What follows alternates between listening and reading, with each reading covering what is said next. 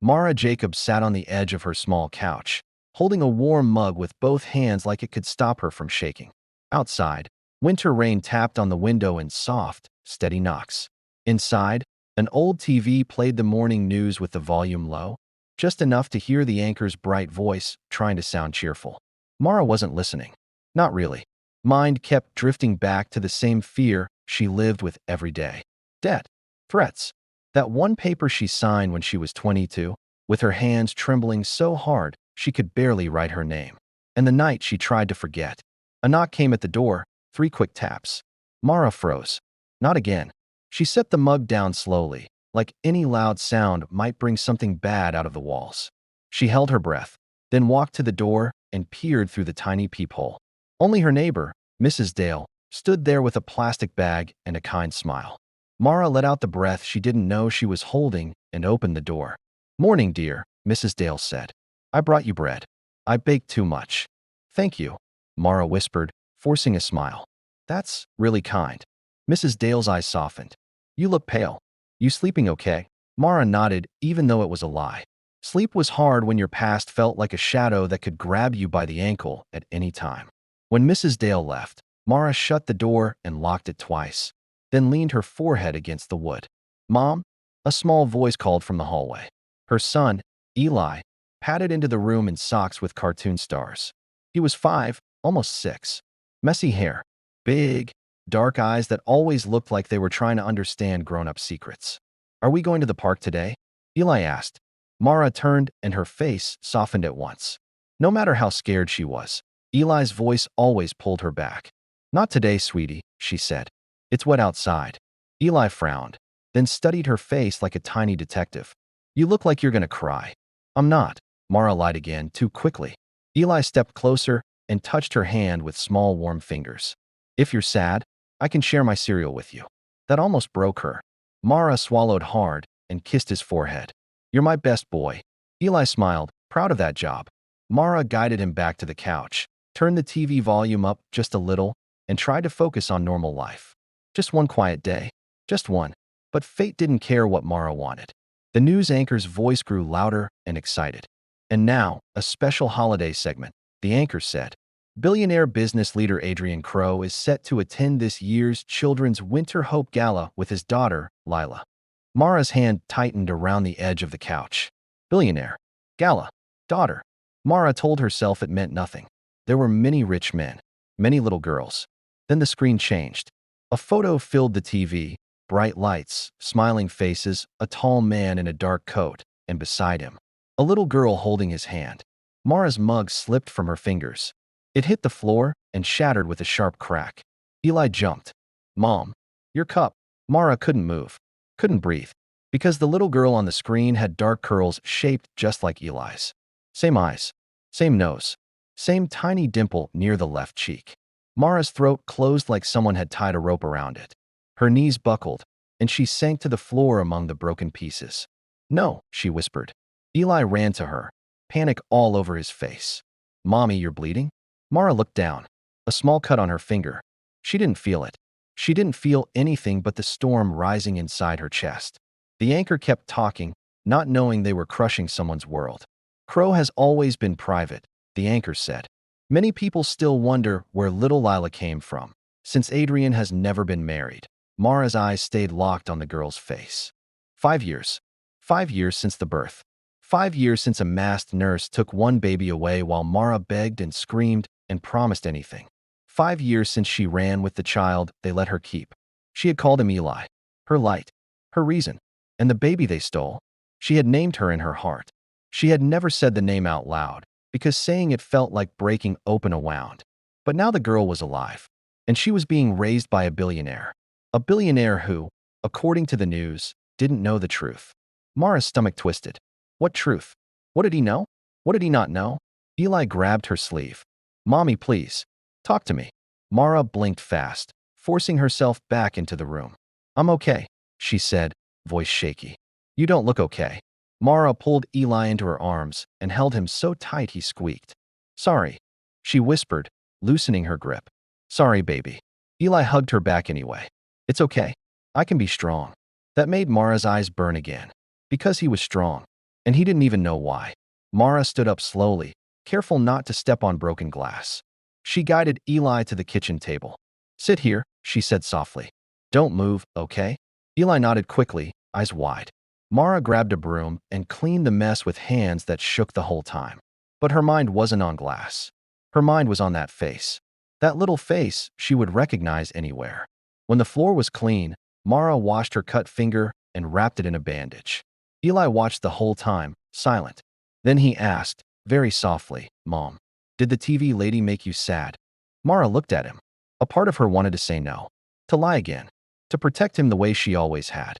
But the lie felt heavy now, too heavy. So she said, "Something on the TV reminded me of something that happened a long time ago." Eli tilted his head. "Like when I remember the dog that barked at me?"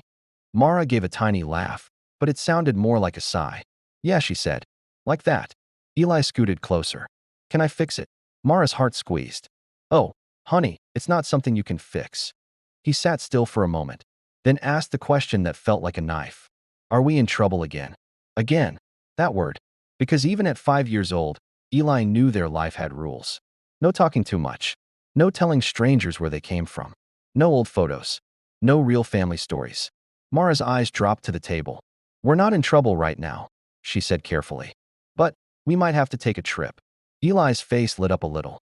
"A trip? Like an adventure?" Mara tried to smile. "Yes," she whispered. "Like an adventure." But inside, she felt like screaming. Because this adventure might lead them straight into the hands of the people she had been running from for years. That night, when Eli fell asleep with a stuffed bear under his chin, Mara sat in the dark with her phone. She didn't turn on the lights. Lights made it feel too real. She searched the billionaire's name, Adrian Crow. Article after article appeared. His company, his money, his power. Photos of him in suits. Photos of him shaking hands with leaders. Photos of him standing beside his daughter, Lila, at different events. And every single photo made Mara's chest hurt. Because the girl looked more and more familiar. Not just like Eli. Like Mara herself, too. Same curve of the mouth. Same soft chin. Same quiet eyes that looked like they were holding a question. Mara read one line out loud, barely hearing her own voice. Crow surprised the public by appearing with a daughter 5 years ago. No mother has ever been named. No mother. Mara's hands shook so hard her phone almost fell. "Because they erased me," she whispered.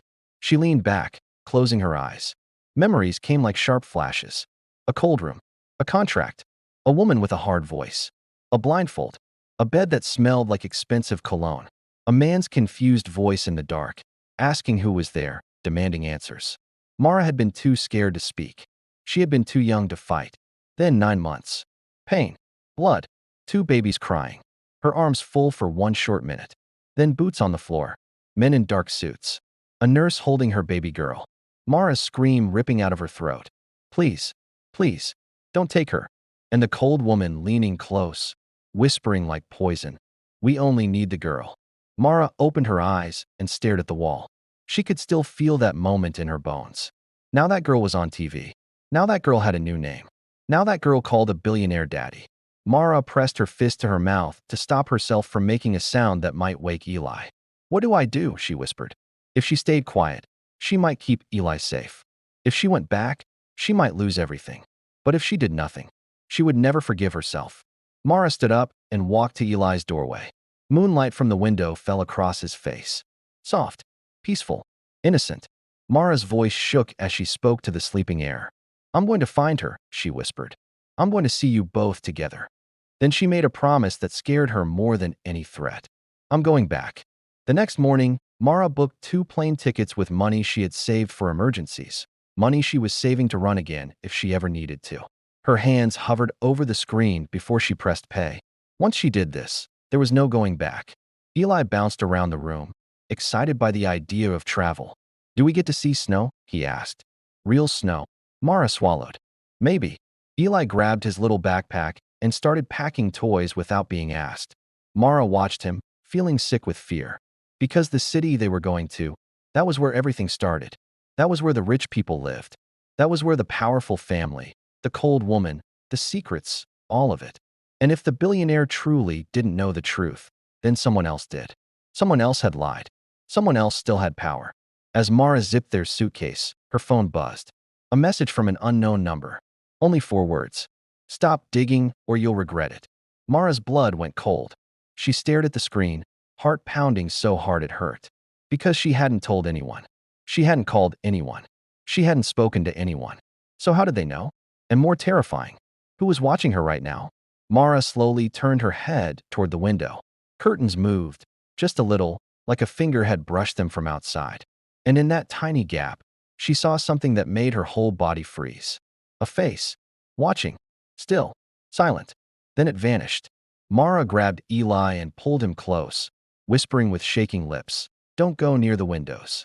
Because whatever was coming next, it wasn't just a reunion. It was a fight. And someone had just made the first move. Mara did not sleep that night. Every sound felt louder than it should be. Every shadow felt closer than before. The message on her phone burned in her mind. Stop digging or you'll regret it. She checked the locks 3 times, closed the curtains tight, pulled Eli into her bed, even though he usually slept on his own. Bad dream. Eli mumbled, half asleep. Yes, Mara whispered. But Mommy's here. Eli relaxed at once. His small hand found hers. Within minutes, he was asleep again. Mara stayed awake, staring at the ceiling. Someone knew. Someone had been watching. That meant one thing. Going back was dangerous. But not going back was worse. The airport was loud and crowded, full of rolling bags and rushing feet. Eli pressed close to Mara's side, holding her coat. "This place smells funny," he said.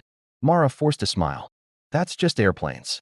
She kept her head down as they walked, afraid she might see a face she remembered. Afraid she might see that woman again. The cold one.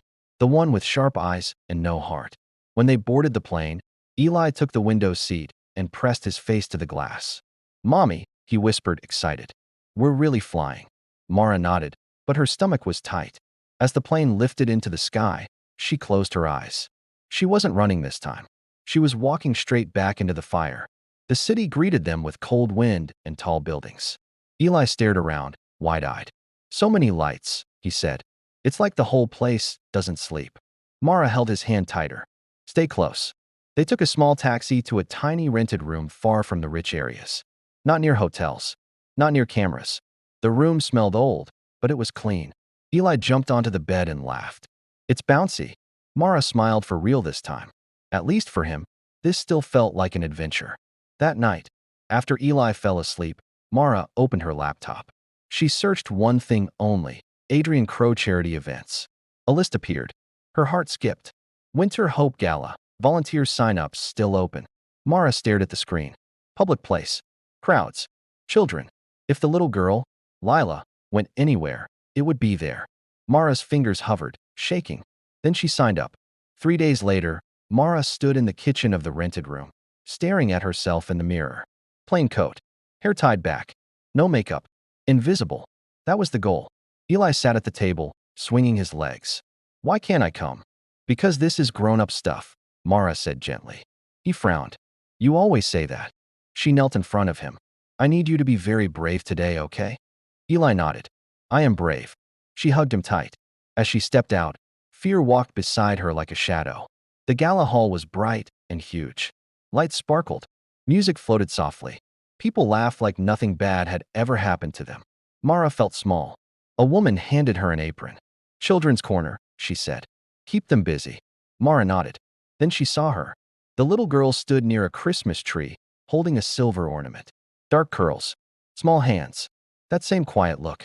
Mara's chest hurt so badly she thought she might fall. "That's her. That's my baby." Mara forced herself to breathe. Slow. Quiet. She walked closer. "Would you like to make another ornament?" Mara asked softly. The girl looked up, careful. "My daddy says I shouldn't talk to strangers." The words cut deep. Mara swallowed. "That's very smart." The girl studied her face, curious. "I don't have many friends." Mara sat at the table and picked up glitter. "Sometimes," she said gently, "friends find us when we least expect it." The girl smiled a little. They worked side by side. The girl talked about books, about being lonely, about wishing she had someone just like me. Every word felt like a knife and a gift at the same time. Then footsteps came closer. Heavy. Sure. Mara froze. A man's voice spoke. "Lila." Mara did not need to look. She knew that voice, even after 5 years. Even after one dark night, the man stepped closer. Tall, calm, powerful. Adrian Crow. Daddy, the girl said, running to him. He smiled down at her, then looked at Mara. His eyes narrowed. Confused.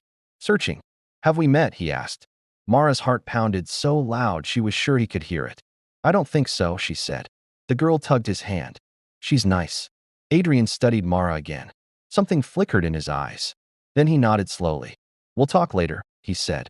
As he walked away, Mara's legs shook. Because she knew. This was no longer just about seeing her daughter. He had noticed her. And somewhere, someone else was watching too. That night, back in the rented room, Mara found another message on her phone. You should have stayed gone. Her hands trembled. Outside, a car engine hummed. Then went quiet. Mara pulled Eli close and whispered the truth for the first time. We are not alone anymore. And far across the city, in a dark office, a woman looked at a photo on a screen and smiled coldly. Found you, she said. Who is the woman watching Mara? What does she want now that Mara has returned? If you like my story or curious about what comes next, I invite you to subscribe to this channel. Share your thoughts in the comments. Tell us where you're watching from. Your support helps us grow. Snow fell softly outside the rented room, turning the city white and quiet. Mara stood by the window, holding her phone like it might burn her hand. You should have stayed gone. That message replayed in her head again and again. Someone knew she was here. Someone was watching her moves. Behind her, Eli slept curled up under the blanket, hugging his stuffed bear. His chest rose and fell in a slow, peaceful rhythm. He had no idea how close danger felt. Mara brushed his hair back gently. I won't let anything happen to you, she whispered. But promises were easy. Keeping them was the hard part. The next morning, Eli woke up smiling. Are we going somewhere fun today? He asked, already sitting up. Mara hesitated. She had planned to keep a low profile. Hide. Watch from far away. But one thought would not leave her mind. The girl. The way the little girl had looked at her. The way she spoke. The way her eyes searched, like they were looking for something missing. Mara forced a smile. Yes, she said. Somewhere fun. The park was big and full of life. Children ran across the snow-covered ground, laughing as they chased each other. Parents stood close, talking, holding warm cups in their hands. Mara sat on a bench, watching Eli slide down a small hill with other kids. Then she saw her, the little girl from the gala. She was walking slowly beside a woman with stiff posture and sharp eyes. The woman wore a dark coat and gloves, her mouth set in a tight line. The girl looked bored. Lonely. Mara's heart squeezed. She stood without thinking. Eli noticed her movement and ran back. Mommy, can I go play more? Mara nodded. Stay where I can see you. Her eyes stayed on the girl. Then something happened that made her breath catch. The girl looked up, straight at Mara. Their eyes met. For a second, the world went quiet. The girl frowned slightly, like she was trying to remember something. Then she pulled away from the woman and walked toward Mara. The woman snapped, Lila, come back. But the girl didn't listen. She stopped right in front of Mara. You were at the party, the girl said. You helped me with glitter. Mara knelt slowly so they were eye level. Yes, she said softly. The girl studied her face, serious. You feel warm, she said. Like home. Mara's throat closed. Before she could answer, the woman grabbed the girl's arm. Do not talk to strangers, the woman said sharply, pulling her back. The girl winced. Mara stood up. Please, she said, voice calm but firm. She wasn't doing anything wrong. The woman's eyes flicked to Mara, cold and judging. And who are you? She asked. Mara held her gaze. Just someone talking to a child. The woman tightened her grip on the girl. We're leaving. As they walked away, the girl looked back over her shoulder. Her eyes were filled with confusion and sadness. Mara stood frozen. Then Eli ran up to her, breathless. Mommy, that girl looks like me, he said quietly. Why does she look like me? Mara's heart pounded. That's just a coincidence, she said, too fast. Eli didn't answer. He kept staring. That evening, Mara couldn't stop thinking about the woman. The way she grabbed the girl. The way she looked at Mara like she knew something. Mara searched again online. Adrian Crow family staff. One name appeared again and again. Margaret Crow, his aunt, house manager, legal guardian, and many records. Mara's blood ran cold. She remembered now. That voice. That cold whisper in the hospital room. Margaret. 2 days later, Eli's school called. There's a parent event this afternoon, the teacher said. A children's reading hour. Families are welcome. Mara almost said no. Then she saw the name of the sponsor. Crow Foundation. Her hands shook. This was getting too close. But fate didn't ask permission. The reading hall was small and warm. Children sat on colorful rugs while adults stood at the back. Mara sat beside Eli. Then the door opened. Adrian Crow walked in. Beside him, the girl. Lila. Mara's breath caught. Adrian smiled at the children. My daughter loves stories, he said. She wanted to listen today. Lila scanned the room. Her eyes landed on Mara. Her face lit up. She stood and walked over, sitting right beside Eli. Eli stared at her. You look like me, he whispered. Lila nodded seriously. I thought that too. They stared at each other like mirrors. Adrian noticed. His smile faded. He walked closer, eyes narrowing as he studied the children side by side. Same eyes, same nose, same shape of face. His gaze moved to Mara. Sharp, searching. After the event, Adrian approached her. We need to talk, he said quietly. Mara's heart raced. Yes, she said. They stepped aside. My daughter seems drawn to your son, Adrian said. And frankly, they look alike. Mara swallowed. Children look alike sometimes, she said. Adrian didn't look convinced. I feel like I know you, he said slowly. And I don't know why. Mara's hands clenched. Before she could respond, Margaret appeared. Her smile was polite. Her eyes were not. Adrian, she said, we should go. Her gaze locked onto Mara. For half a second, her smile dropped. Recognition flashed. Then anger. Then control. She leaned close and whispered so only Mara could hear. You really should have stayed gone. Mara's blood turned to ice. Adrian frowned. Do you know her? Margaret straightened. No, she said smoothly. But I think she's trouble. That night, Mara received another message. If you don't leave, your son will pay the price. Mara dropped the phone. Fear flooded her chest. She packed in silence, hands shaking. Eli watched her. Are we running again? He asked softly. Mara knelt and held his face. No, she said, tears falling. Not this time. She looked at the door, then at her phone, then made a choice that scared her more than running ever had. She sent one message. To Adrian Crow. We need to talk. About your daughter. And about me. 3 dots appeared. Then disappeared. Then her phone rang. Adrian's voice was low and serious. Tell me everything, he said. Mara closed her eyes. Because once she spoke, nothing would ever be the same. Will Mara tell Adrian the truth? What will Margaret do if the secret comes out? And is Eli already in danger? Mara held the phone against her ear, her hand shaking. Eli stood beside her, holding his stuffed bear, watching her face like he could read fear the way adults read words. Mom, he whispered. Who is that? Mara covered the phone. Go sit on the bed, sweetheart. Eli obeyed, but his eyes stayed worried. Mara turned slightly away and spoke into the phone. Mr. Crow, I need to tell you something, she said. Something heavy sat in her chest, pushing the words back down. Adrian's voice was calm, but tight. I'm listening. Mara closed her eyes. 5 years of fear. 5 years of silence. 5 years of running. It's better we meet, she said. In person. Somewhere private. Somewhere safe. There was a pause. Then Adrian spoke again. Tomorrow morning. My office. I won't tell anyone. Mara swallowed.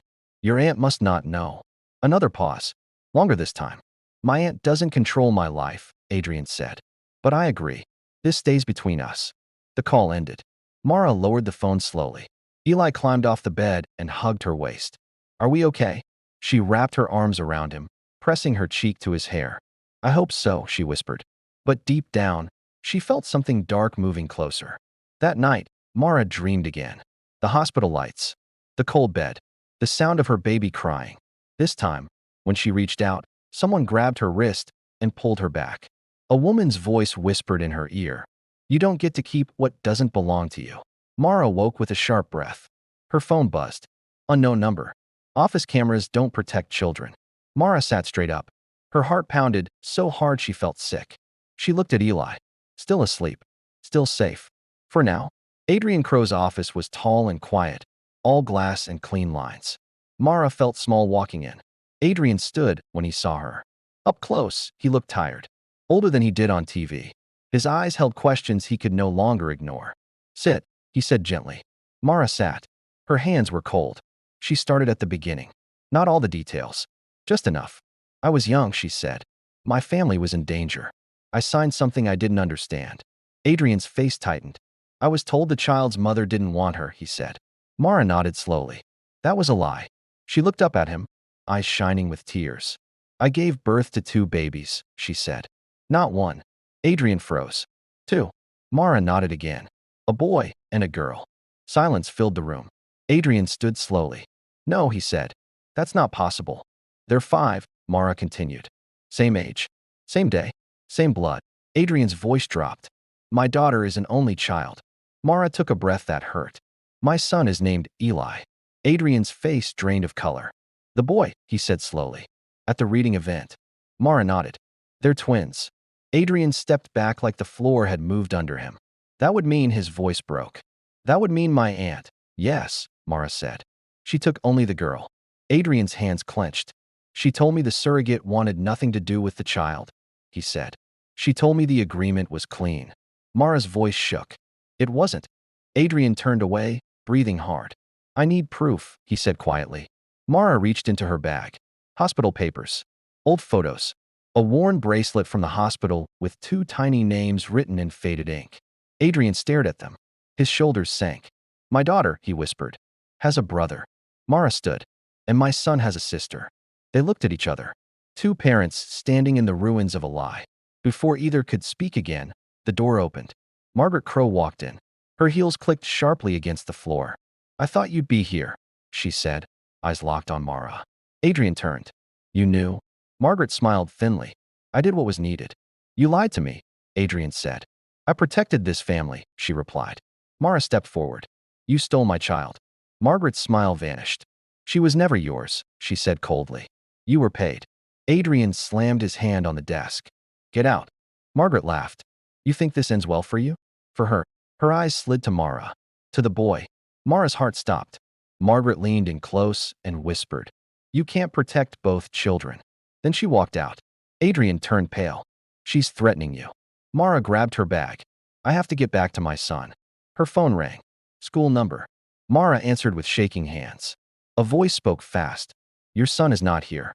Someone picked him up. Mara screamed. Who? The line went dead. Mara dropped the phone. Adrian grabbed his coat. We're going. Now. Because Margaret had made her move. And Eli was gone. Who took Eli? Is Margaret behind it? Will Mara lose her son just as she found her daughter? Before we continue, don't forget to hit the subscribe button and turn on the notification bell to this channel. Like and share your thoughts in the comments and tell us where you are watching from. Mara couldn't breathe. Her ears rang. Her hands shook. Her heart felt like it had stopped. My son, she whispered. They took my son. Adrian was already moving, phone in hand, voice sharp and loud. This is Adrian Crow, he said. Lock down every exit. Pull camera footage from Eli's school. Now. Mara grabbed his sleeve. If it's your aunt. Adrian's jaw tightened. Then she's gone too far. They ran. Not walked, ran. The city outside felt too bright, too loud, too slow for what was happening inside Mara's chest. In the car, Mara hugged herself, rocking slightly. This is my fault, she said. I came back. I brought him here. Adrian glanced at her. No, this is on her. And I will not let her hurt our children. Our children. The words hit Mara hard. But there was no time to feel them. At the school, police cars were already outside. A teacher stood shaking, eyes red. He was picked up by a woman, she said. She said she was family. She knew his name. He went with her calmly. Mara's knees buckled. She knew his name, Mara whispered. That meant this wasn't random. This was planned. Adrian's phone buzzed. He looked at the screen. Margaret. He answered and put it on speaker. Her voice came smooth and calm. I told you to stop digging. Mara lunged for the phone. Where's my son? Margaret chuckled softly. Safe. For now. Adrian's voice dropped low. You've crossed a line. I warned her, Margaret said. She should have taken the money and disappeared. Mara screamed. He is a child. Margaret's voice turned cold. So was Lila. And she turned out just fine. Adrian's hands shook. If you touch him, you'll do nothing, Margaret said. Because if you call the police, if you go public, the boy disappears forever. The call ended. Silence crashed down. Mara collapsed into a chair. Her whole body trembled. I can't lose him, she sobbed. I already lost one child. I can't. Adrian knelt in front of her and took her hands. You won't, he said firmly. I swear to you. His eyes burned with anger and fear. She thinks she still controls me, he said. She's wrong. That night, Mara sat in a dark room at Adrian's home. Lila slept upstairs, unaware that her brother was missing. Mara stared at the floor, fingers digging into her arms. Memories flooded back. Running, hiding, losing, she stood suddenly. I know how she thinks, Mara said. She only understands power. Adrian looked up. What are you saying? Mara's eyes were steady now. I'll meet her. Adrian stood fast. No, that's too dangerous. She wants me, Mara said. Not you. Me. Adrian hesitated. Mara stepped closer. I'm not the scared girl she used anymore. Silence stretched. Then Adrian nodded slowly. I'll be watching, he said. Every second. The meeting place was an old private estate on the edge of the city. Margaret's territory. Mara walked in alone. Her heart beat hard, but her steps were steady. Margaret waited near the fireplace, smiling. You came, she said. Mara's voice was calm. Where's my son? Margaret waved a hand. Safe. I told you. Mara stepped closer. You want me gone? Fine. Margaret's eyes lit up. I'll disappear, Mara continued. I'll leave the country tonight. No interviews. No lawyers. No claims. Margaret leaned forward. And the boy? Mara swallowed. You let him go. Margaret studied her like a piece of meat. You really would give up your daughter again? Mara's voice broke. Don't make me choose. Margaret smiled. Too late. A door creaked behind Mara. Footsteps. Mara turned and froze. Eli stood there, eyes wide, tears on his cheeks. Mommy, he whispered. Mara ran to him and dropped to her knees, pulling him into her arms. I'm here, she cried. I'm here. Eli clung to her. She said you didn't want me anymore. Mara's heart shattered. That's a lie, she said fiercely. I will never leave you. Margaret laughed softly. Beautiful, she said. Now let's end this. Suddenly, sirens screamed outside. Lights flashed through the windows. Margaret's smile vanished. Adrian's voice echoed from outside. It's over, Margaret. Margaret backed away, eyes wild. You betrayed me, she hissed. Adrian stepped in with police behind him. You kidnapped a child, he said. You're done. Margaret screamed as officers grabbed her. Mara held Eli, shaking. Adrian rushed to them. You're safe, he said. Both of you. Mara looked up at him through tears. But before relief could fully settle, Margaret screamed one last thing as she was dragged away. You think this is over? The truth will destroy you. Mara's heart dropped. What truth? And who else knew? What is the final truth Margaret is hiding? Will Mara truly be free now that Eli is back? And how will Lila react when she learns everything? Morning light filled the room softly. Mara sat on the edge of the bed, watching Eli sleep. For the first time in days, his face was calm. No tears, no fear, just slow, steady breathing and one arm wrapped around his stuffed bear. Mara reached out and touched his hair. He was here, safe. That truth still felt unreal. Behind her, the door opened quietly. Adrian stepped in, holding 2 cups of tea. You should drink something, he said gently. Mara took the cup with both hands. Thank you. They sat in silence for a moment. Outside, the world moved on like nothing had happened. But everything had changed. Later that morning, Lila sat at the kitchen table drawing. She looked up when Mara and Eli walked in together. Her eyes widened. Eli, she said, smiling. You're back. Eli smiled too, shy but happy. Hi. Lila ran over and hugged him. Mara's breath caught. The way they fit together. The way it felt natural. Like 2 pieces that had always belonged. Lila looked up at Mara. Daddy says we're going to talk today, she said.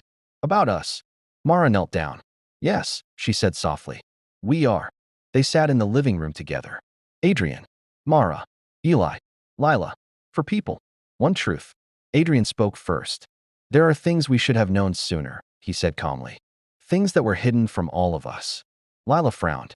Is it bad? No, Mara said quickly. It's not bad. It's just big. Lila looked between them.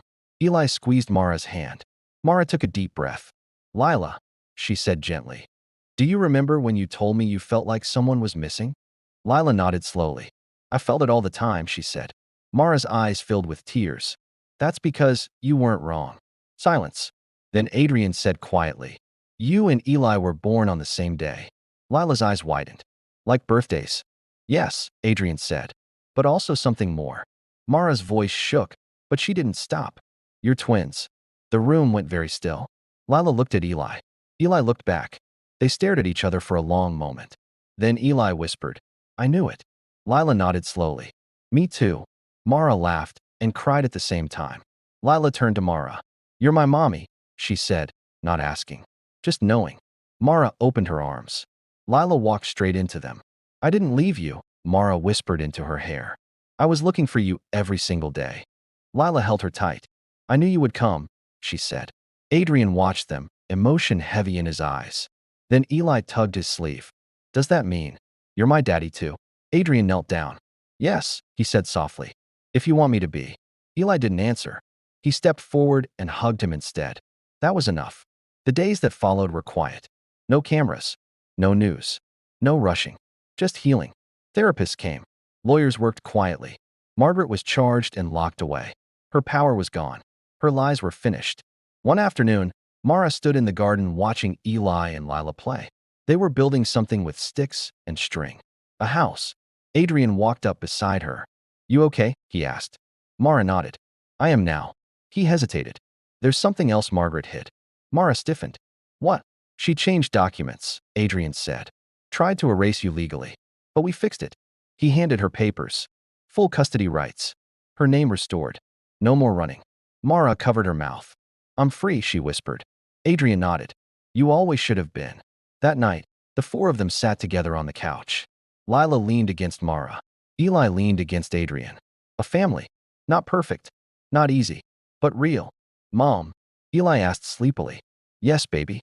Can we stay forever?" Mara kissed his head. "Yes." Lila smiled. "Forever sounds good." Weeks later, snow fell again. But this time, it felt different. Warm. Hopeful. Mara stood by the window holding a photo. 4 figures. A house. A tree. Drawn in crayon. Eli and Lila ran in laughing. "Mommy! Daddy!" they shouted together. Mara turned. Adrian smiled at her. She smiled back. The past still existed. But it no longer controlled them. They had faced the truth. They had survived. They had come home. As this story comes to a close, we are left with something deeper than a happy ending. We are left with truth. Mara's journey reminds us that life can break us in ways we never expect. She lost her voice, her safety, and one of her children. She lived in fear for years, carrying pain in silence, while still choosing to wake up every day and protect the one thing she had left. And yet, she never stopped loving. She never stopped hoping. She never stopped believing that truth matters. This story teaches us an important lesson. Giving up is never an option, even when the world tries to silence you. Sometimes, the road back to healing is scary. Sometimes, telling the truth feels dangerous. Sometimes, standing up means facing people who are powerful, cruel, or controlling. But this story shows us that love is stronger than fear, and truth always finds its way to the light. Another lesson to hold close is this. Family is not just about blood. It is about protection, honesty, and choosing each other every day. Mara didn't fight for revenge. She fought for her children. She fought for truth. She fought for a future where fear no longer decided her life. And in doing so, she found healing, unity, and hope. If you are watching this and carrying pain, if you feel lost, scared, or tired, let this story remind you that your story is not over. You may be in the middle of the storm right now, but storms do pass. Healing takes time. Courage grows quietly. And hope can return, even after years of darkness. Please remember this. Your voice matters. Your pain is valid. Your future can still be bright. And now, if this story touched your heart in any way, please help us grow this community of hope. Subscribe to Lavish Stories of Hope. Turn on the notification bell so you never miss a new story. Tell us in the comments where you are watching from and what you like about this story. Your support helps us keep telling stories that heal, inspire, and remind people that they are not alone. Thank you for being here. Thank you for listening. And most of all, never give up on hope.